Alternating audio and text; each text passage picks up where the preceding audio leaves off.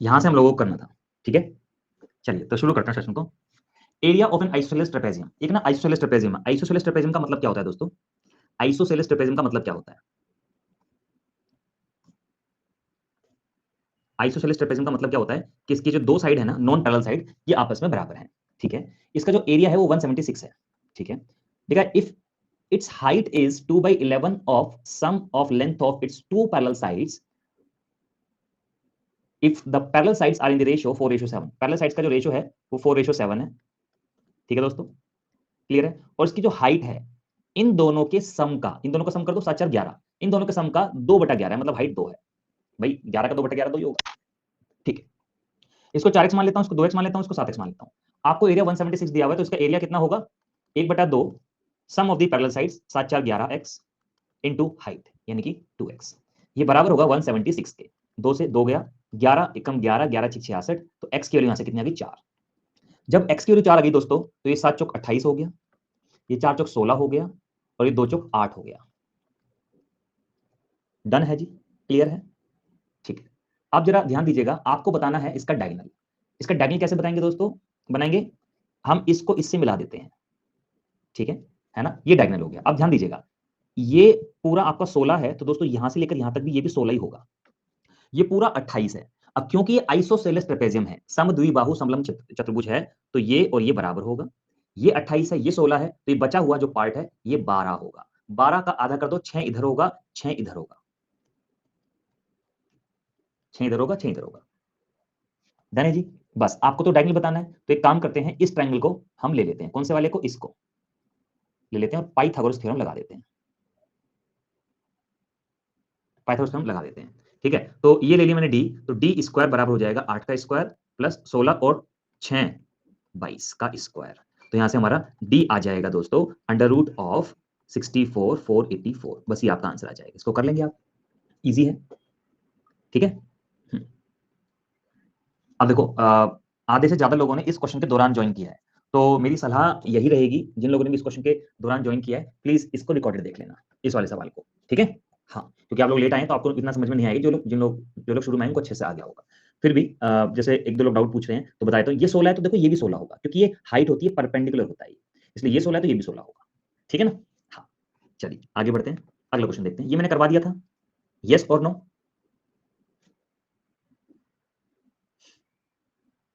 ठीक है, next question करते हैं, इसको पढ़ लीजिए ध्यानपूर्वक।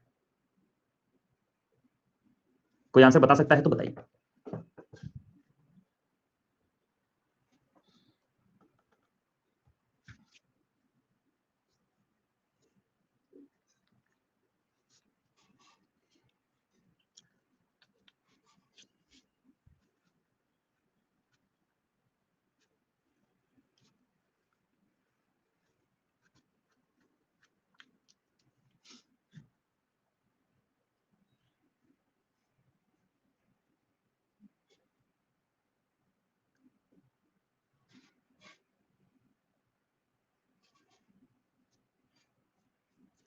देखिए, length and breadth of a rectangle is 18 centimetre and 12 centimetre.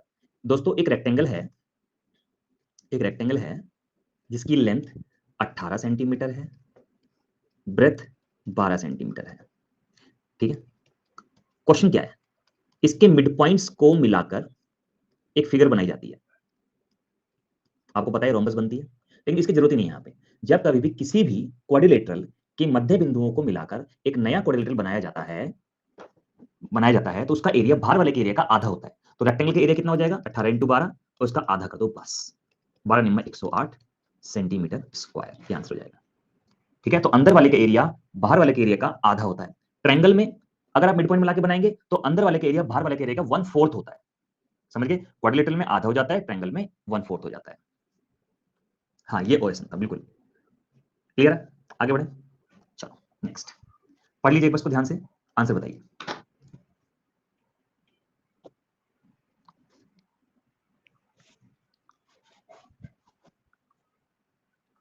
Okay Sunil, मैंने कहा अगर क्वाड्रिलेटरल्स के मिड पॉइंट को मिलाते हैं तो एरिया आधा होता है अंदर वाले का, अगर ट्रायंगल के मिड पॉइंट को मिलाते हैं तो एरिया 1/4 होता है। ठीक है, ये ठीक, चलिए अब सब लोग आ चुके हैं। एक जरूरी इन्फॉर्मेशन आप लोग देता हूँ दोस्तों, आज ना क्लास को थोड़ा जल्दी छोड़ूंगा मैं, ठीक है ना। एक्चुअली रिलेशन में ना कोई एक्सपायर हो गया है तो वहां मुझे जाना होगा, ठीक है। तो मतलब कहते हैं ना, खुशी में जाओ मत जाओ, ऐसे में जरूर जाना चाहिए।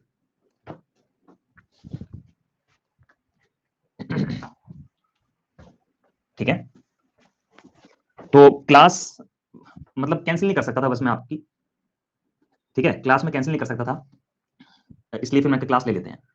कोई बात नहीं, थोड़ी ले लेंगे क्लास, लेकिन ले लेते हैं क्लास, ठीक है ना। हाँ चलिए करिए इसको, बताइए। बड़ा टफ होता है टीचर बनना।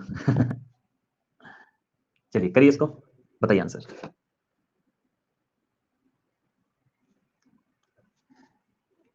लिखा है क्वेश्चन में, in the given figure A B C D is a rectangle. दी हुई आकृति में ए बी सी डी एक रेक्टेंगल है, ठीक है। F is a point on A B and C E. F एक पॉइंट है जो कि ए बी पर है, ठीक है। And C E is drawn perpendicular to D F. C E is drawn perpendicular to D F, ठीक है। सी E is 60 and D F is 40। What is the area of the rectangle A B C D. अब जरा ध्यान से मेरी बात को समझिए। अभी अभी मैंने आपको, अच्छा वो तो प्रॉपर्टी अलग थी, एक प्रॉपर्टी होती है दोस्तों, जब कभी भी किसी भी रेक्टेंगल में या चाहे स्क्वायर में, यहां पे कोई भी कहीं पे भी कोई पॉइंट होगा ना मान लो, और आपने इसको मिला दिया, तो ये जो ट्रायंगल दिख रहा है, इस ट्रायंगल का एरिया आधा होता है बाहर वाले ट्रायंगल के एरिया का। कहीं भी ले लो इस पॉइंट को, आप कहीं भी ले लो, आप चाहे कहीं भी ले लो, इसका एरिया आधा होगा बाहर वाले के एरिया का, मतलब बड़े ट्रायंगल के एरिया का। ये प्रॉपर्टी होती है, ठीक है। लाइन पे होना चाहिए, कहीं पे भी हो, उससे कोई फर्क नहीं पड़ता, ठीक है। तो ये, ठीक है, तो पूरे के एरिया का आधा होता है ये। इस हिसाब से ध्यान से समझिएगा, अगर मैं इसको मिला दूं तो ये एक ट्रायंगल दिखाई दे रहा है आपको,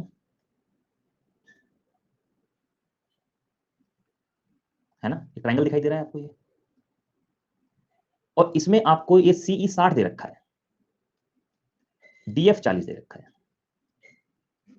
आपको ना एरिया बताना है ट्रायंगल एबीसीडी का। ये एरिया होगा रेक्टेंगल एबीसीडी का। तो हम क्या करते हैं, अंदर वाले के एरिया निकालते हैं। हम एरिया निकालते हैं किसका, ट्रायंगल डी एफ सी का। 1/2 40 इंटू 60, ये एरिया होगा। बस इस एरिया का डबल कर दो आप, तो रेक्टेंगल एबीसीडी का एरिया आ जाएगा। तो डबल करने पर ये हो जाएगा इतना, यानी कि 2400 सेंटीमीटर स्क्वायर। बोलिए सबको क्लियर है, तो लिखें यस सर। आगे बढ़ते हैं फिर हम लोग।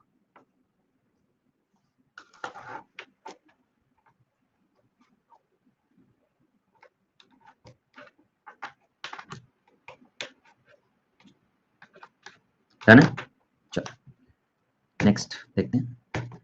इसको करिए, पढ़ लीजिए एक बार ध्यान से और आंसर बताइए।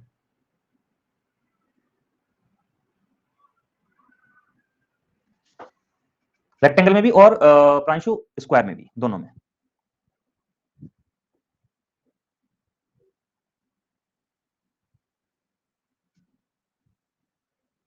बताइए answer.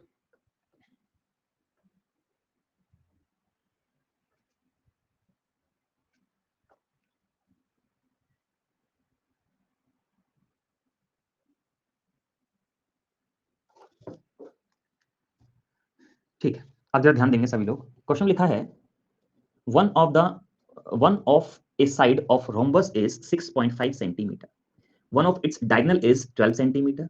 What is the area of the rhombus. Area of rhombus आपको बताना है, सही। अब जरा ध्यान दीजिएगा, एक रोम्बस है दोस्तों, ठीक है, उसकी साइड आपको 6.5 दे रखी है, ठीक है। उसका डायगोनल 12 है, डायगोनल 12 है तो साइड 6 हो गई। डन है जी, ठीक है।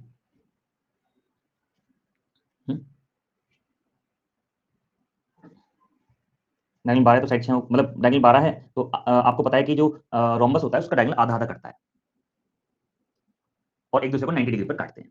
तो ये 6 हो गया, ये 6 हो गया। अब हमें पता है 5 12 13 एक पाइथागोरन ट्रिपलेट होता है। अगर मैं इसका आधा कर दूं ना तो ये हो जाएगा 2.5, ये हो जाएगा 6, ये हो जाएगा 6.5। तो यहाँ पे देखो हमें 6.5 दिखाई दे रहा है, 6 दिखाई दे रहा है, 2.5 गायब है, तो ये 2.5 है, पक्की बात है। तो ये फायदा होता है पाइथागोरन ट्रिपलेट याद करने का। तो दोनों डायगोनल हमारे पास आ गए। अब ये बराबर क्यों नहीं, क्योंकि एक दूसरे को बाइसेक्ट करते हैं। तो एरिया ऑफ रोम्बस हो जाएगा 1/2, डायगोनल 1 कितना है 12 और डायगोनल 2 कितना है 5। तो 2 6 12 6 पंजे 30 सेंटीमीटर इसको। ये हमारा आंसर आ जाएगा। सबको क्लियर है? ठीक है,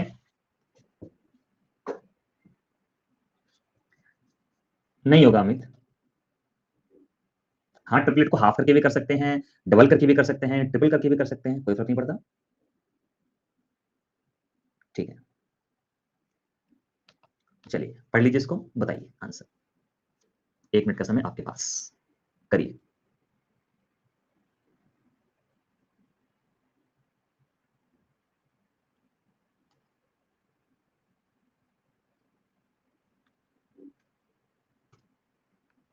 अभी ठीक है?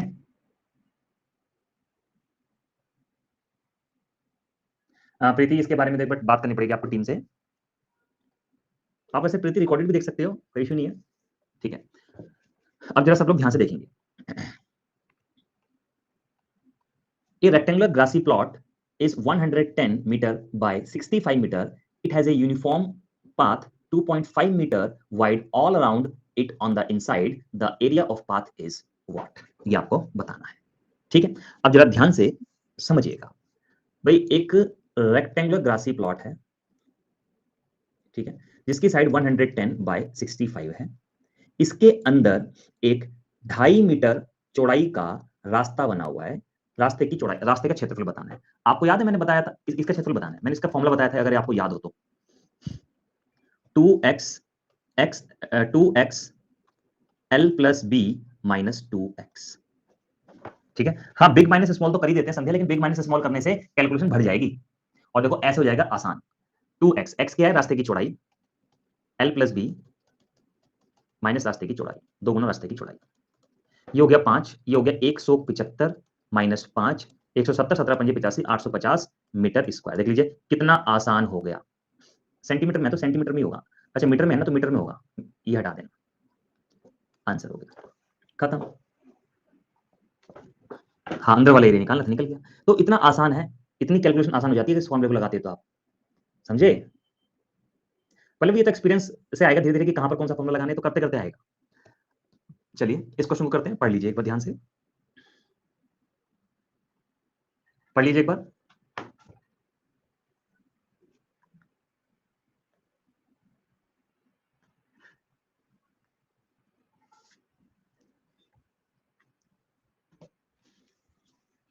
थैंक यू अक्षय, करिए दोस्तों।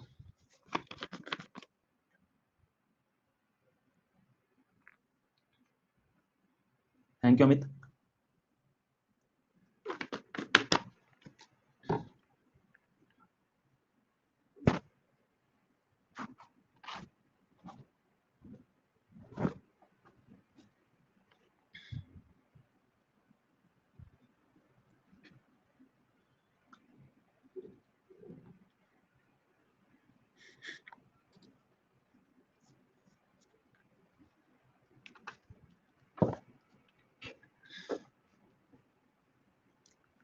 देखिए क्वेश्चन में लिखा है कि ये एक स्क्वायर है, इसके मिड पॉइंट्स को मिला के एक और स्क्वायर बनाया गया, इसके मिड पॉइंट्स को मिला के एक और स्क्वायर बनाया गया, और उसके अंदर एक सर्कल बनाया गया।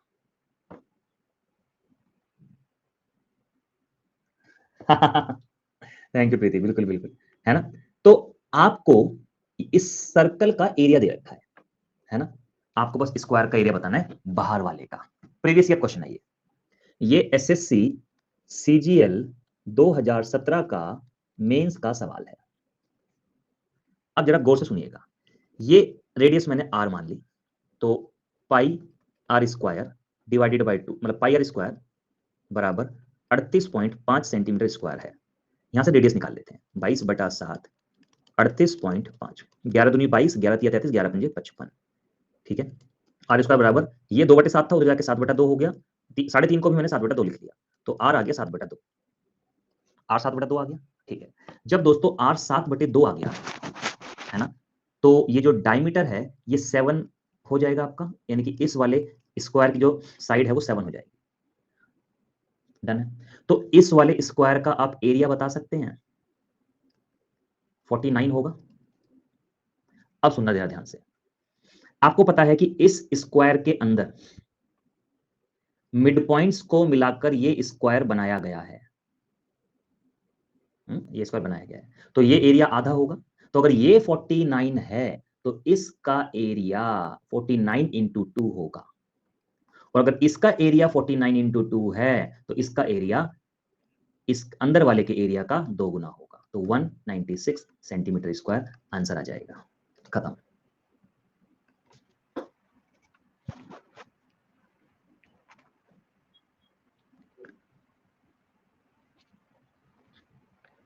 शैंकी एक बार देख लो थोड़ा सा ध्यान से, गाइस एक बार देख लो अपने अपने हिसाब से, मैं आपको 30 सेकंड दे रहा हूं।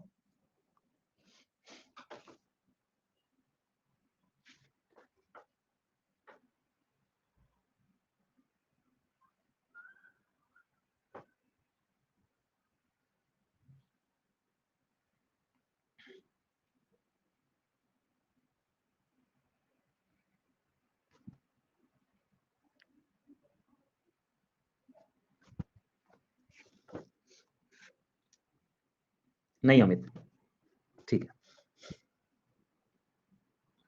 ठीक है शंकी, एक बार रिकॉर्डेड भी देख लेना। चलिए इसका बताइए। हाँ एक चीज मैं आपको बता देता हूँ, सुनिएगा बड़े ध्यान से। एक ना टेबल याद कर लो दोस्तों, एक टेबल बना रहा हूं मैं यहाँ पे, टेबल याद कर लो आप।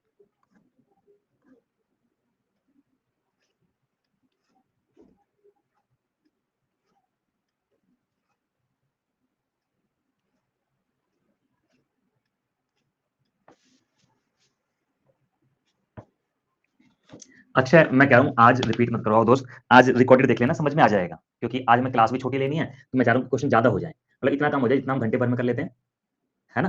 आज आज मैनेज कर लो दोस्त। देखो ये रेडियस है, ये पाई आर स्क्वायर है, ये 2 पाई आर है। एक रेशो आप याद कर लेना कि अगर रेडियस 7 सेंटीमीटर या 7 यूनिट है तो एरिया बताओ कितना होता है, कोई बताएगा एरिया कितना होता है? एरिया एरिया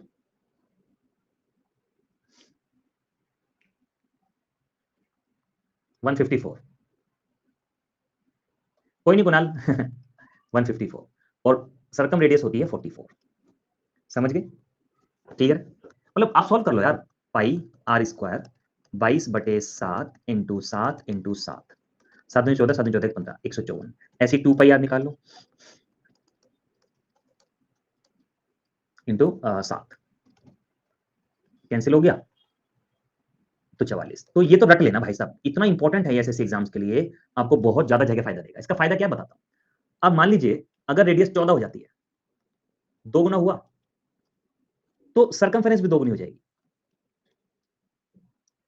बस एरिया 4 गुना हो जाएगा। हाँ मतलब ये अगर 2 गुना हुआ है तो ये इसका स्क्वायर यानी कि 4 गुना होगा, मतलब कितना हो जाएगा 616 हो जाएगा। अब अगर रेडियस होती 3.5 तो रेडियस को 2 से भाग कराए ना, तो यहां भी 2 से भाग हो जाता, यानी कि 22 हो जाती, और इसका एरिया 4 से भाग हो जाता, तो कितना हो जाता 38.5।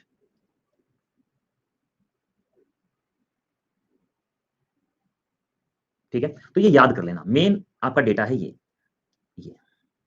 और अगर आप रेडियस में 3 की गुणा करोगे तो ये 21 हो जाएगा, तो इसमें भी 3 की गुणा हो जाएगी, 3 चौक 12, 3 चौक 12 और 1 13, लेकिन इसमें कितने की गुणा होगी अब बता दो आप मुझे, इतनी सी बात। 9 की होगी, यस, हमेशा स्क्वायर की गुणा होती है इसमें, इसमें 9 की हो जाएगी, तो ये 154 इंटू 9। तो मेन डेटा याद कर लेना जो ये 7, 154 और 44 है। डन है जी, क्लियर है, याद करना, ये याद रट्टा लगाना है इसका, बहुत फायदा मिलेगा। चलो इसका आंसर देखते हैं कौन कौन बताता है, बताइए जरा।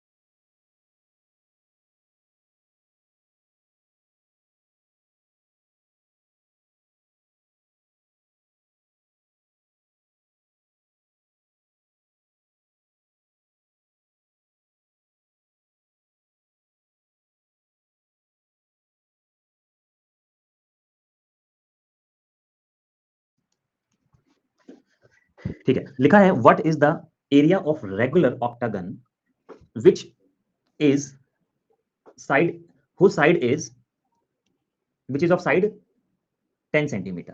ठीक है, ऑक्टागन का एरिया होता है 2a² √2 + 1। ये ऑक्टागन का एरिया होता है, इसको याद कर लेना। रेगुलर ऑक्टागन का ये एरिया होता है, ये रेगुलर ऑक्टागन का एरिया होता है। ठीक है, याद कर लेना। तो साइड इसकी 10 दी हुई है आपको, √2 + 1 यानी कि 200 √2 + 1, ये आपका आंसर हो जाएगा। डन है जी, सबको क्लियर है? नेक्स्ट आगे बढ़ते हैं। अभी भी आपको बताऊं, मैं अभी जाऊंगा ना जरा जहां जाना है मुझे, अभी मैं ये समझ लो कि लैपटॉप लेके जाऊंगा अपने साथ, मतलब गाड़ी में काम करता हुआ जाऊंगा, मतलब रिप्लाई करता हुआ जाऊंगा डाउट्स के, क्योंकि डाउट्स के रिप्लाई नहीं करेंगे तो लेट हो जाएंगे, 24 घंटे के अंदर रिप्लाई करने हैं। ठीक है, तो अब रिप्लाई करता हुआ जाऊंगा, देखो ये देख लो आप। ठीक है, मैं बैक कर देता हूँ। और कल की क्लास भी रेडी करनी है आप लोगों के लिए, क्योंकि कुछ क्वेश्चंस कलेक्ट करने होते हैं किसी किसी एग्जाम से, तो वो भी करना होता है। तो वो भी मतलब मेरे को लगेगा यहाँ से गाड़ी में 1.5 घंटा लगभग लगेगा, 1.5 घंटा जाने का, 1.5 घंटा आने का, तो 3 घंटे जो गाड़ी के होंगे वो यूज हो जाएंगे, मतलब उसको हम बेकार नहीं जाने देंगे। ठीक है ना? हाँ, देखो जिंदगी में ना कुछ बड़ा करना है ना, मैं आपको एक बात बता रहा हूँ दोस्तों, जिंदगी में कुछ बड़ा करना है ना, अपनी 1 मिनट भी खराब मत जाने देना कहीं पे। ये मैं बता रहा हूँ आप लोगों को, ये जो समय होता है ना, ये जोश का और ये जो यंग एज का, इसको आप खराब करते हो ना 1 मिनट को, तो आगे के कई सालों पे फर्क पड़ता है। इसलिए अपना जो आज का समय है ना, मस्ती करो, मौज मस्ती करो, वो तो चलता है, वो कोई दिक्कत नहीं हो, तो समय समय पर सब चीज होनी चाहिए, लेकिन समय को यूटिलाइज करो, अच्छे से यूटिलाइज करो। ठीक है ना? हाँ, चलिए बताइए आंसर। जो इंसान समय की इज्जत नहीं करता ना, समय उसकी इज्जत नहीं करता आगे जाके, ये पक्की बात है। इसलिए हमेशा समय को यूटिलाइज करना है बहुत अच्छे से। देखिए लिखा है ₹1000 is spent on the maintenance of rectangular ground. एक ना रेक्टेंगुलर ग्राउंड है दोस्तों, इसके मेंटेनेंस पे ₹1000 का खर्चा होता है। सही, अब कह रहे हैं और खर्चा कब होता है, जब ₹25 पर मीटर स्क्वायर का वो होता है, क्या कहते हैं, इस ₹25 पर मीटर स्क्वायर के हिसाब से जब इसको मेंटेन किया जाता है तो ₹1000 का खर्चा आता है। लिखा है the width of the ground is 50 metre. Ground की जो विड्थ है, चौड़ाई है, वो 50 मीटर है। ठीक है, if the length of the ground is increase by 20 metre, अगर ग्राउंड की लेंथ को 20 मीटर इंक्रीज कर दी जाए, thank you Akshay, thank you, 20 metre increase कर दिया जाए, तो बताइए नई कॉस्ट क्या होगी ग्राउंड को मेंटेन करने की। अब कुछ लोग इसमें क्या करेंगे, पुराने वाले लंबाई निकालेंगे, उसकी जरूरत ही नहीं है भाई, जितना क्षेत्रफल बढ़ा है उसका खर्चा निकाल लो बस तुम। कितना क्षेत्रफल बढ़ा है, 50 × 20 यानी कि 1000 मीटर स्क्वायर क्षेत्रफल हमारा बढ़ा है। 1 मीटर स्क्वायर का खर्चा 25 पैसे है, तो 1000 मीटर स्क्वायर का खर्चा 25/100 से मल्टीप्लाई कर दो, मतलब 25 पैसे से 1000 मीटर स्क्वायर का खर्चा जो होगा वो ₹250 होगा। भाई 1 मीटर का खर्चा 25 पैसे है ना, 1 मीटर स्क्वायर का खर्चा, तो 1000 मीटर स्क्वायर का खर्चा ₹250 होगा, तो बस ₹250 होगा। 1000 ये 250 ये, तो ₹1250 इन टोटल मेंटेनेंस लगेगा। बात समझ गए आप सभी? डन है, आगे बढ़ते हैं। चलिए करिए इसको।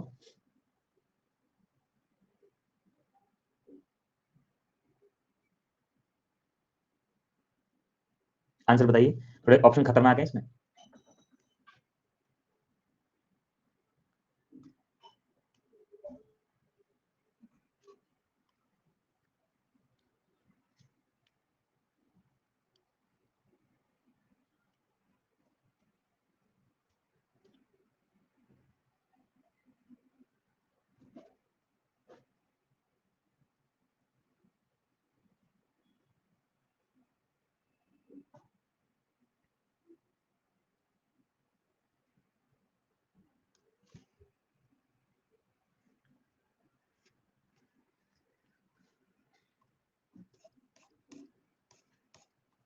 ठीक है, क्वेश्चन लिखा है what is the length of diagonal if the area of rectangle is 168 centimetre square and breadth is 7 centimetre. ठीक है, अब जरा ध्यान से देखिए,